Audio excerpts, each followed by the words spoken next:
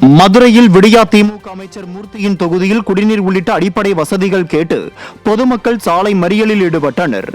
மதுரை கிழக்கு சட்டமன்ற தொகுதிக்குட்பட்ட மேலப்பனங்காடி, கருப்பையாபுரம் உள்ளிட்ட பகுதிகளில் கடந்த 3 மாதங்களுக்கு மேலாக குடிநீர் விநியோகம் செய்யப்படவில்லை எனவும், சாலை வசதி இல்லை எனவும், வீதிகளில் கழிவுநீர் தேங்கியிருப்பதாகவும் அப்பகுதி மக்கள் காலி குடங்களுடன் போராட்டத்தில் ஈடுபட்டனர். பலமுறை புகார் அளித்தும் மாநகராட்சி அதிகாரிகளும் விடியா திமுக அமைச்சரும் எந்த நடவடிக்கையும் எடுக்கவில்லை என பொதுமக்கள் குற்றம் சாட்டினர். மக்களுக்கு செய்ய வேண்டிய அடிப்படை வசதிகளை நிறைவேற்றாமல் திறனற்ற விடியா திமுக அரசு கார் பந்தயம் நடத்தி வருகிறது என மக்கள் குற்றம் சாட்டுகின்றனர். முன்னாள் முதலமைச்சரும் அதிமுக பொதுச் செயலாளருமான எடப்பாடி கே. பழனிசாமியின் சீரிய முயற்சியில் கொண்டுவரப்பட்ட அரசு பள்ளி மாணவர்களுக்கான 7.5% இடஒதுக்கீட்டின் மூலம் அதிமுக கிளை செயலாளரின் மகள் மருத்துவ படிப்பில் சேர்ந்துள்ளார்.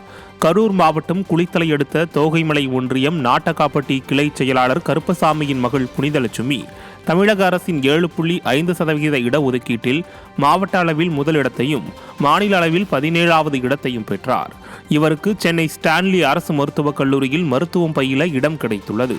விவசாய குடும்பத்தில் பிறந்த ஏழை மாணவியின் மருத்துவ கனவை அதிமுக அரசு கொண்டு வந்த 7.5% இடஒதுக்கீடு சாத்தியப்படுத்தியுள்ளது. 2022 நான் 12th முடித்தேன். அப்போது நீட் எழுதினேன். ஜஸ்ட் பாஸ் தான் முடிஞ்சுது.